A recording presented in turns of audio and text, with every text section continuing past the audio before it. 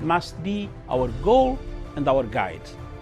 And all that we strive for as a human family, dignity and hope, progress and prosperity, depends on peace. But peace depends on us.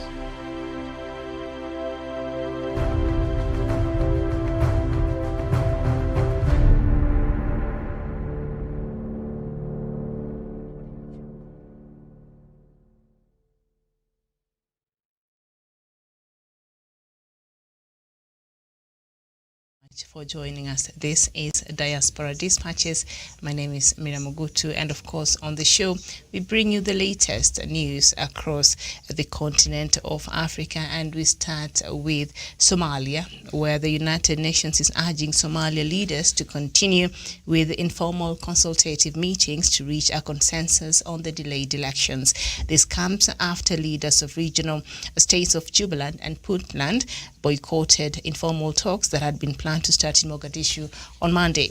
The regional leaders had demanded the talks be led by international community rather than the federal government. On Sunday, the United Nations and the US, Canada, the African Union and several European nations had called on Somalia's political leaders to show leadership by reaching an agreement. The first term of President Mohamed Abdullahi Mohamed, also known as Fatmajo, ended on 8th of February, though the election of a successor throwing the country into a crisis. The elections have been delayed because of regional squabbles over how power is distributed and a row over a new election commission. And then we go to Libya, where the U.S. has welcomed the formation of an interim government in Libya and emphasized the need to end the conflict through an inclusive political process. State Secretary Anthony Blinken spoke to Libya's interim Prime Minister Abdul Hamid Deiba on Monday, where he said the interim administration was an important milestone in the process. He also cited the need to provide essential public services and ensuring free, fair and credible elections planned for the 24th of December later this year. Mr. Deiba, who was selected during a UN brokered peace talks last month, will lead the country until the elections. The two leaders also spoke about the implementation of a ceasefire agreement between rival sides in Libya that includes the removal of all foreign forces and mercenaries from Libya without delay. Libya descended into conflict after the ousting of Muammar Gaddafi 10 years ago, and then split between a UN-recognized government in the west fighting against the warlord Khalifa Haftar, and whose rival administration controlled the east. We go to South Africa, where the third wife of Zulu King Godwill Zwelithini, who died earlier this month, is expected to pick the late monarch's successor, South Africa media report citing royal sources. Queen Matfombi Madlamini, who has been named the interim leader of the Zulu pending the installation of a new king, is expected to appoint the king from among her sons, state broadcaster SABC has reported. The queen was named as the interim successor in the late king's will, and senior members of the Zulu royal family are due to meet on Wednesday to discuss the succession of the king after an initial meeting. On a Saturday, the family will give further updates after Wednesday's meeting. Queen Matfombi, a sister of the current king of Mswati of Eswatini, is one of 6 wives of the late king Zwelithini, and the monarch, who was buried on Thursday, is survived by 6 wives, at least 30 children, including 16 sons, and out of that, a mother has to decide. Okay. All right, so we head on to Uganda.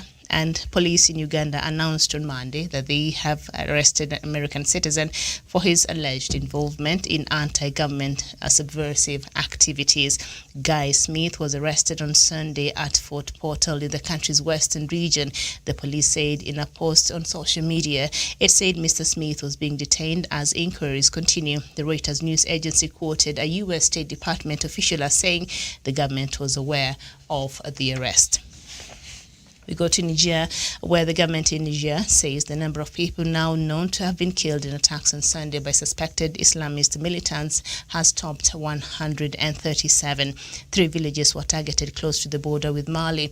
Niger is facing an unprecedented onslaught of attacks by Islamist militants who carry out hit-and-run raids on isolated villages using motorbikes and pickup trucks. It has emerged that last Sunday's attack on 3 villages close to where the borders of Niger, Mali and Burkina Faso meet was particularly serious, with more than 130 civilians killed. And then we go to Congo-Brazzaville, where the leading opposition presidential candidate in Congo-Brazzaville, who was seriously ill with COVID-19, died hours after polls closed. Guy Brice Parfait-Colelas died on a plane taking him to France for treatment, his campaign director has confirmed. Hours earlier, the 61-year-old had appeared in a video shared on social media where he removed his oxygen mask and told his supporters that he was fighting death. He urged them to vote in Sunday's poll. The electoral law doesn't annul the election if one of the candidates die. Now, French prosecutors announced a criminal investigation into the death of Mr. Colelas' death. His body has not yet been repatriated. Mr. Colelas, who was a diabetic, was one of the 6 candidates running against President Denis Sassou Nguesso, who is 77 years old and who has been in power since 1979, except for a 5-year period after losing elections in 1992. Mr. Colelas had missed his final campaign event on Friday after saying a day earlier that he feared he had malaria. The Associated Press news agency had reported he was admitted to a private hospital in the capital, Brazzaville, and it was later confirmed that he had a COVID-19. And still staying with Congo-Brazzaville, early results from the presidential election show that incumbent Denis Sassou Nguesso is in the lead as counting continues despite the death of his main rival there, Guy Brice Parfait-Colelas. Final results from Sunday's election are expected later this week, but tallies from about 40% of the 86 districts showed that Mr. Sassou Nguesso is ahead, winning 100% of the vote. In some areas, the Electoral Commission is quoted by Reuters, a news agency, as saying, "What? 100%? Okay, well, his main rival there died." So anyway, so we go to Eritrea. And the European Union has imposed sanctions on the Eritrean government and National Security Office, accusing it of serious human rights violations, including extrajudicial killings, torture, arbitrary arrest, and enforced disappearance. The EU did not give details of what type of sanctions it will impose or why now. Reuters news agency reports that the NSO will face an asset freeze in the EU. The NSO is headed by Major General Abraha Kassa and is under the supervision of President Isaias Afwerki's office. The EU said in a statement, Eritrea is a one-party state led by President Isaias Afwerki since independence in 1993. And still staying with Eritrea, let's see how the government of Eritrea reacted to that sanction by EU. And Eritrea has condemned as malicious the European Union's decision to impose sanctions on its National Security Office for alleged human rights abuses. The EU accused the NSO of extrajudicial killings, as I have said there earlier, torture, enforced disappearances, arbitrary arrest, and did not give further details about the sanctions. Now, the Foreign Ministry said the EU was trying to drive a wedge between Eritrea and Ethiopia and was trying to bring back to power the Tigray People's Front in Ethiopia's Tigray region. Eritrean troops have been accused of carrying out widespread atrocities in Tigray since fighting broke out in the region in November. Eritrea reportedly deployed troops to help the Ethiopian military defeat the TPLF. It denies that any of its troops is in Tigray. And then we go to the Democratic Republic of Congo, where the United Nations Human Rights Chief on Monday warned of worsening violence in the Eastern Democratic Republic of Congo, with reports nearly 3,000 civilians killed last year.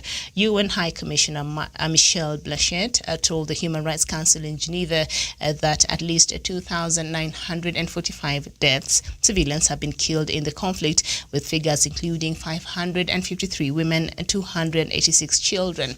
The deaths stats indicate a rise in human rights violations of 21% when compared to 2019, according to the figures published by the Office of the High Commissioner for Human Rights. The report into violations in the DRC is the latest of 5 that have been produced over the last 12 months by the United Nations Joint Human Rights Office.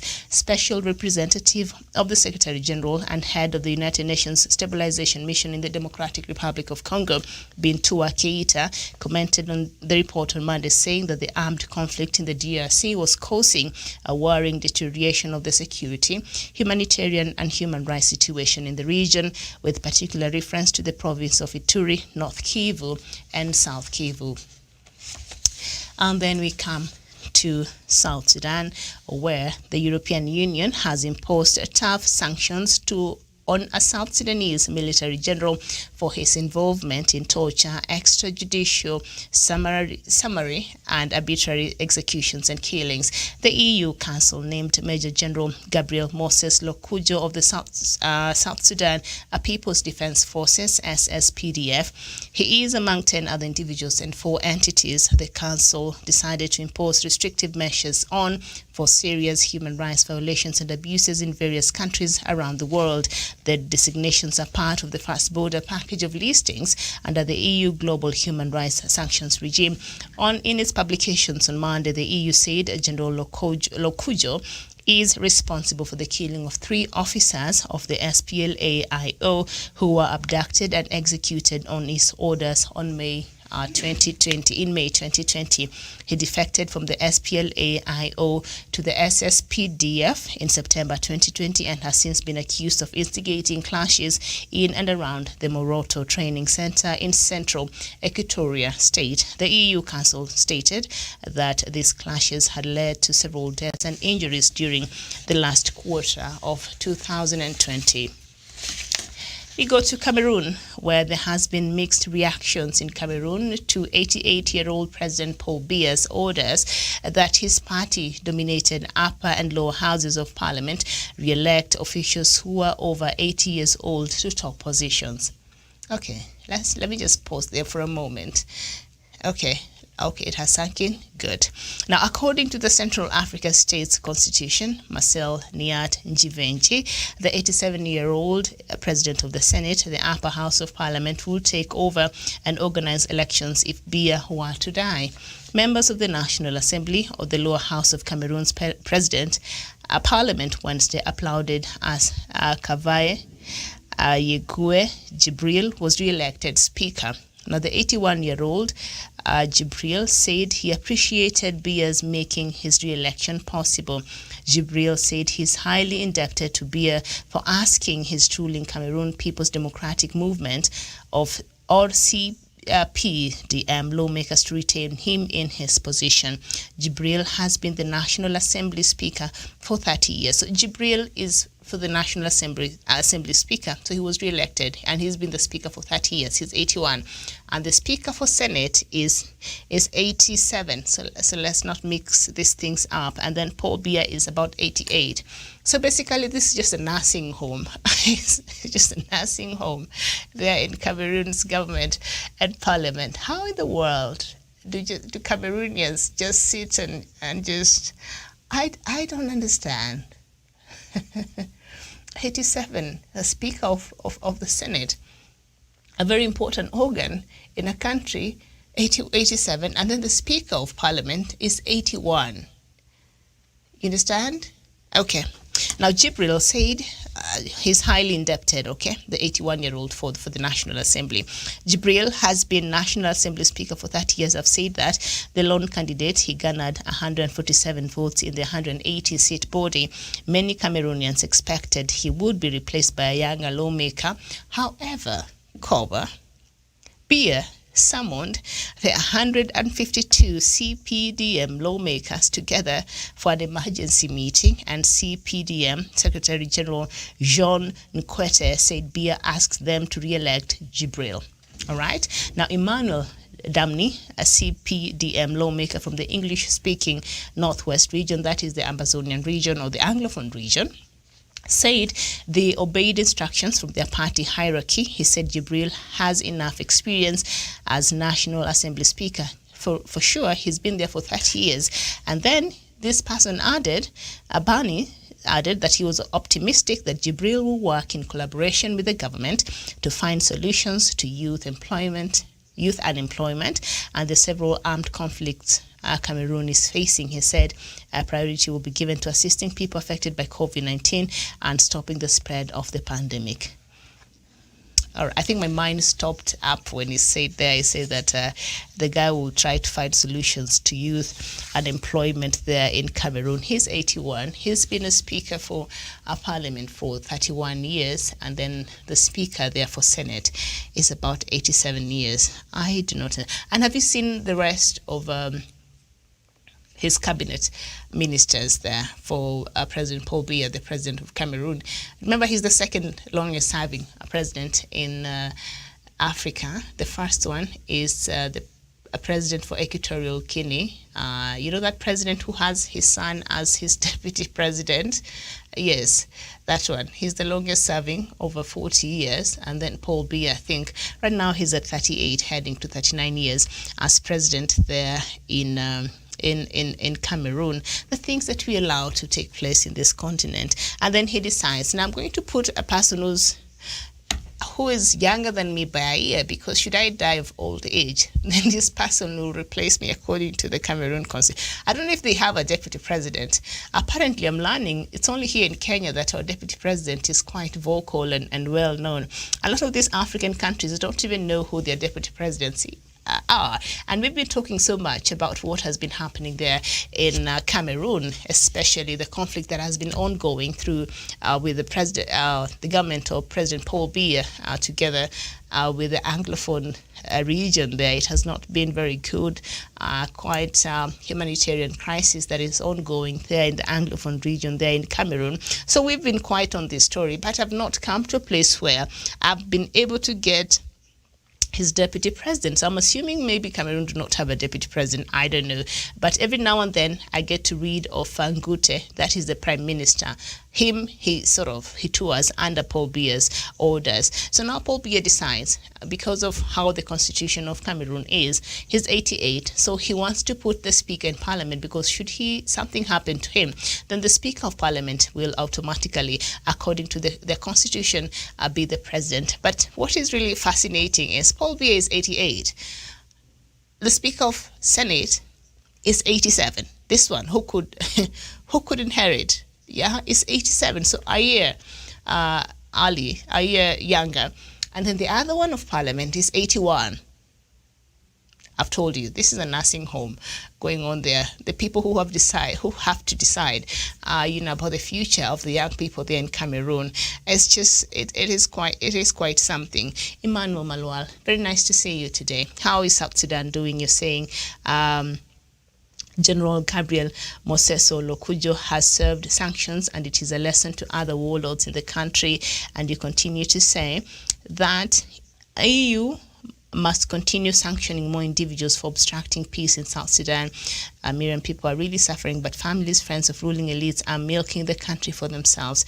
That is true, and we've seen several reports coming there out of South Sudan, and that is what has been happening there in South Sudan. And it's I'd like to know, because just was it 2 weeks ago when President not Paul Biya, that is for Cameroon, President Salva Kiir gave orders to Riek Machar and his team to bring him a report about the progress when it came to the passing out of the soldiers who are still in cantonment sites. I don't know how that has gone, because I've been trying to look and see how far they've gone in terms of these soldiers graduating and being deployed across the country there in South Sudan. I've not seen any reports then. So I don't know whether President Salva Kiir was just saying it for purposes of public relations, or he meant it, because this is one of the contentious issues that was in the revitalized peace agreement, the unifying the forces there of South Sudan, and that has not been able to happen because of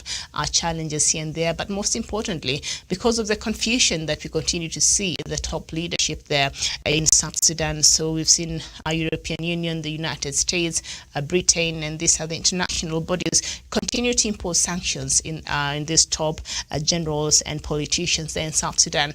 But that has done very little to try to bring the rest to order. As the last time we were talking about South Sudan, a couple of their leaders were meeting here in Kenya at a town known as Naivasha to try to meeting with the opposition that did not bother to sign the revitalized peace agreement in 2018, but the leader there, Thomas Cirillo, did not appear was not part of these talks. And so the ones who were present came out and said, you know what, we are supporting peace in South Sudan. We want to be the peace process in South Sudan, and we support peaceful South Sudanese. And so we're going to do whatever we can in our position to realize that dream of a peaceful South Sudanese. And, you know, President Salva Kiir sent one of his men there to have a meeting with these people, which I thought was a good gesture. Perhaps he's realized South Sudan is better off when it's peaceful and on a path to better days, because as it has been, things has been very difficult. But also I'm not sure about his sincerity, because after that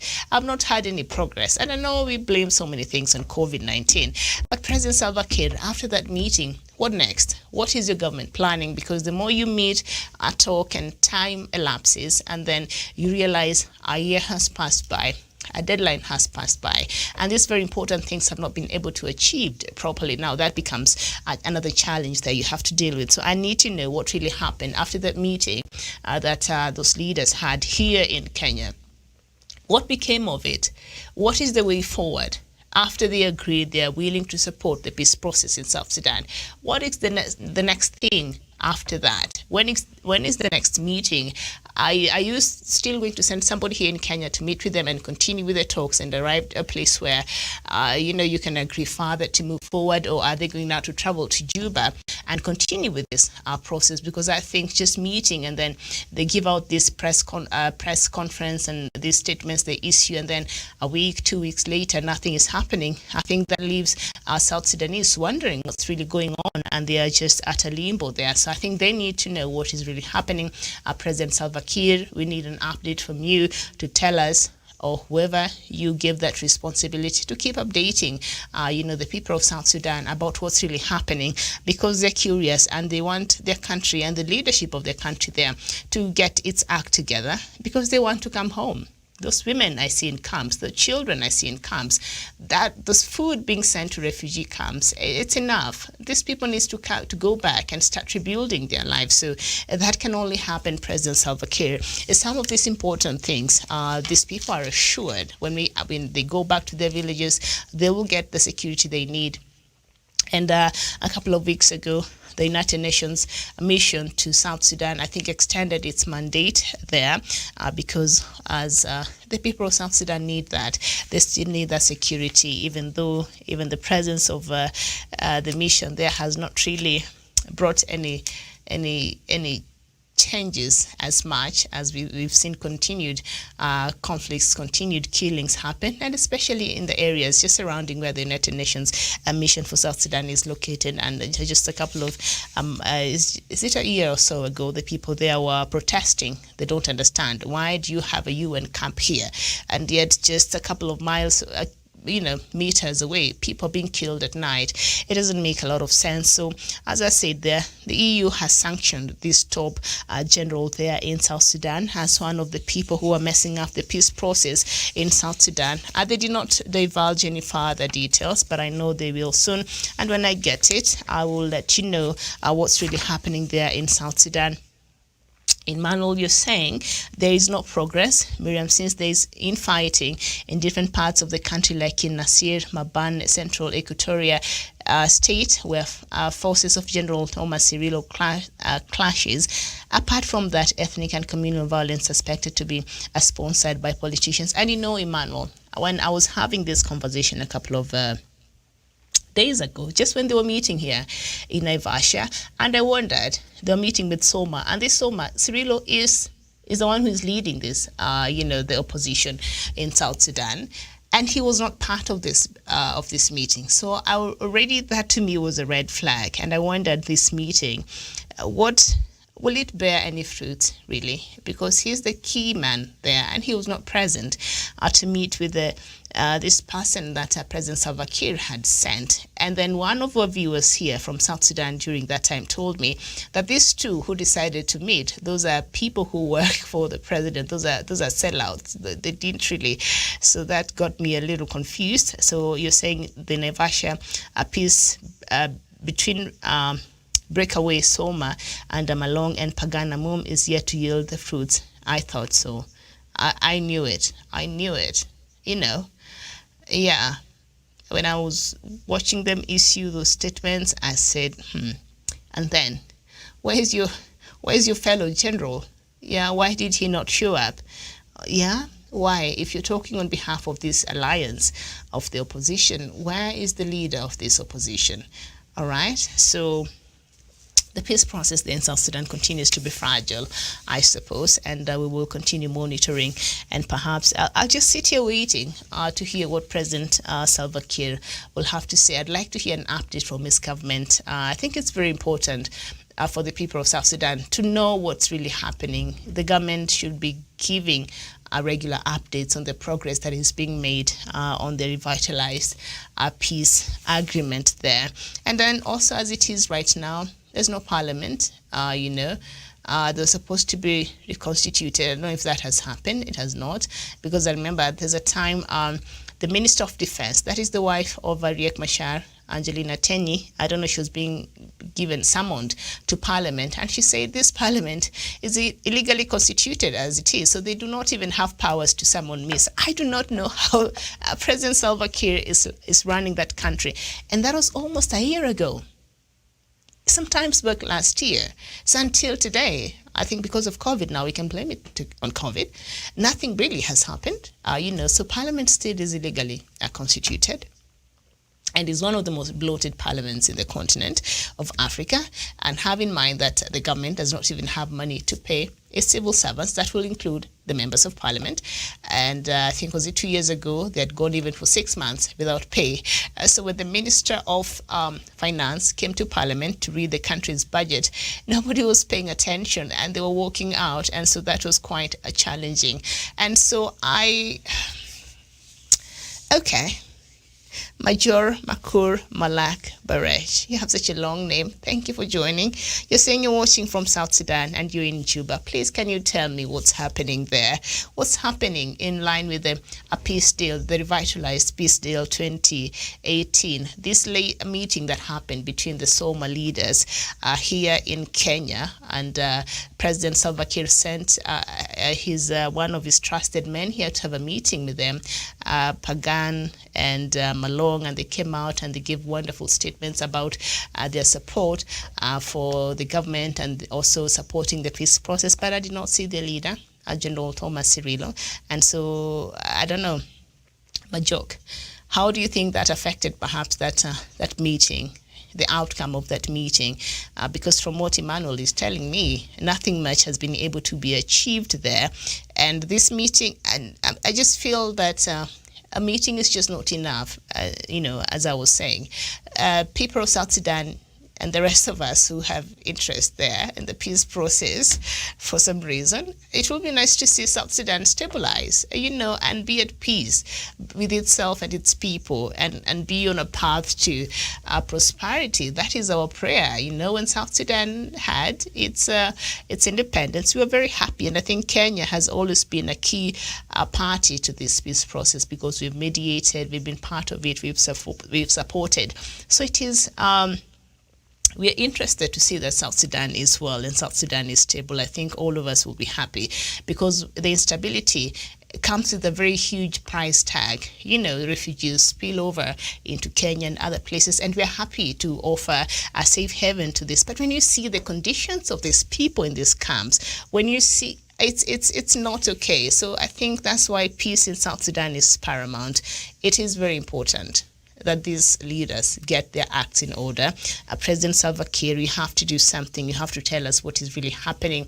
And that report that you demanded from your first Vice President, Riek Machar, about the the progress with the unification of the army there. You just said it, but I've not heard anything after that. So what is happening? Have you been given that report? Are you waiting for it? When will it be ready? Because the people of South Sudan wants to know, when will the soldiers in the cantonment sites be able to graduate and be deployed and be unified and, the whole thing, the way it was supposed to happen? Well, only that happened. I think the people of South Sudan have a right to know what is really going on, so that you let us know what's going on, so that they're able to know which way forward. As it is right now, you just hear of meetings, you just hear of statements, and then after that, nothing follows, and then before you know it, something else is happening. And even as we speak, the communal clashes continue there in South Sudan, claiming so many lives. We hear of rapes, we hear of so many bad things happening there in South Sudan. And so that's why we keep talking about this, because it is important.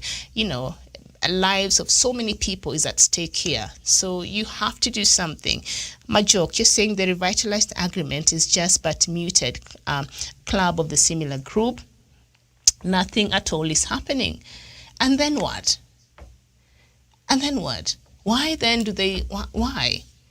Because I think it's unfair. And then before you know it, 2021 is over and we're in 2022 and the cycle continues. In the meantime, people are languishing there in the refugee camps. People are leaving their homes because of the continued communal conflicts there in South Sudan. So as I said, the price tag is really high, and what is at stake here is the lives of the people of South Sudan and the fragile country there and the fragile peace process. Okay, so I'm just hoping that his leadership will just get its act in order and do what's right by the people of South Sudan. Very well. So let's see if at all those new sanctions that has been given to Major General Gabriel Moses Lokoju of South Sudan People's Defense Forces.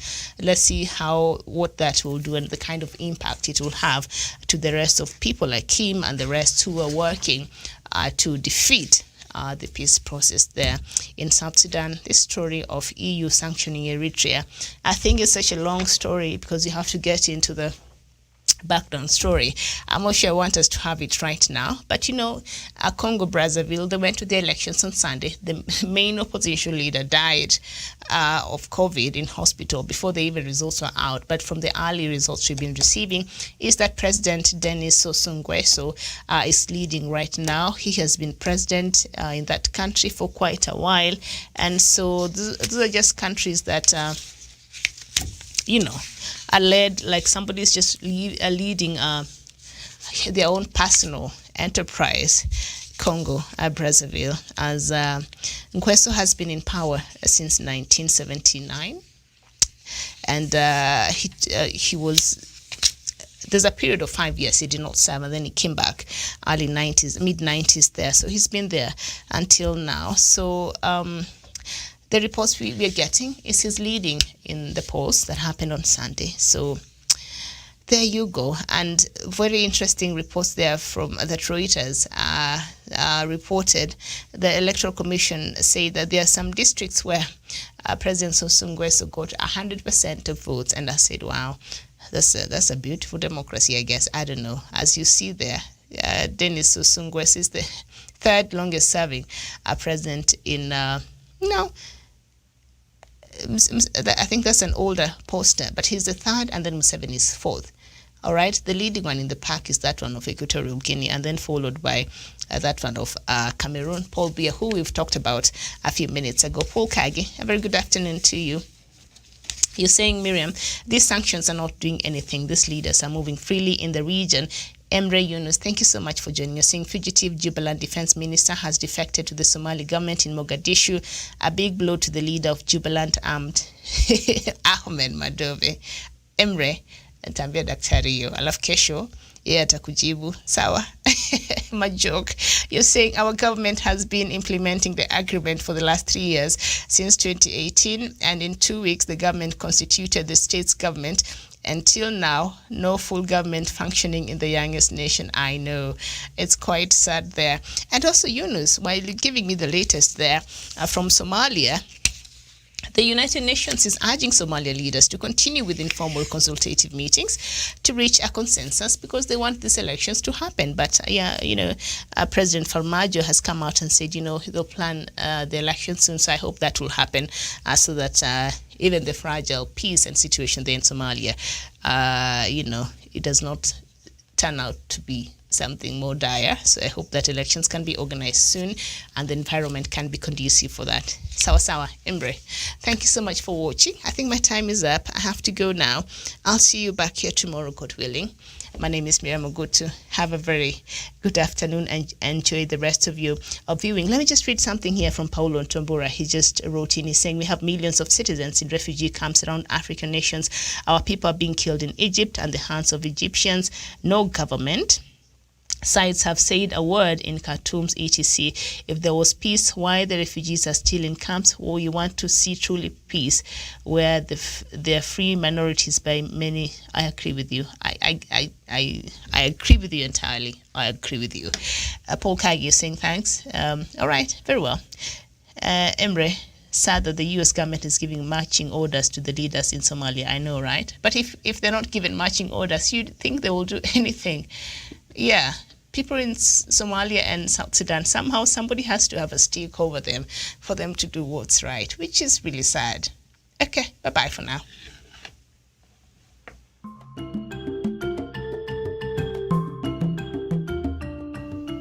The International Court of Justice is a court that was created to solve problems of disputes of any nature.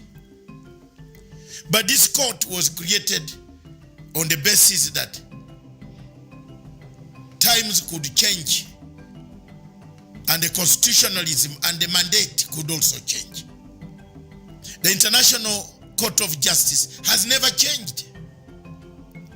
In this court, there is no chamber for appeal.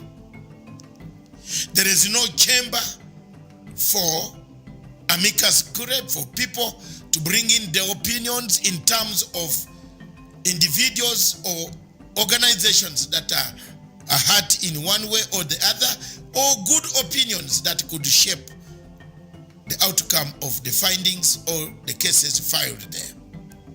This court, therefore, remains one of the most obnoxious, one of the most opaque institutions whose findings we don't know who decides and how the decisions are taken, how stakeholders are supposed to recourse to a remedy, where to get a remedy, we don't know. A court has no chambers, no lower chamber, no upper chamber for appeal.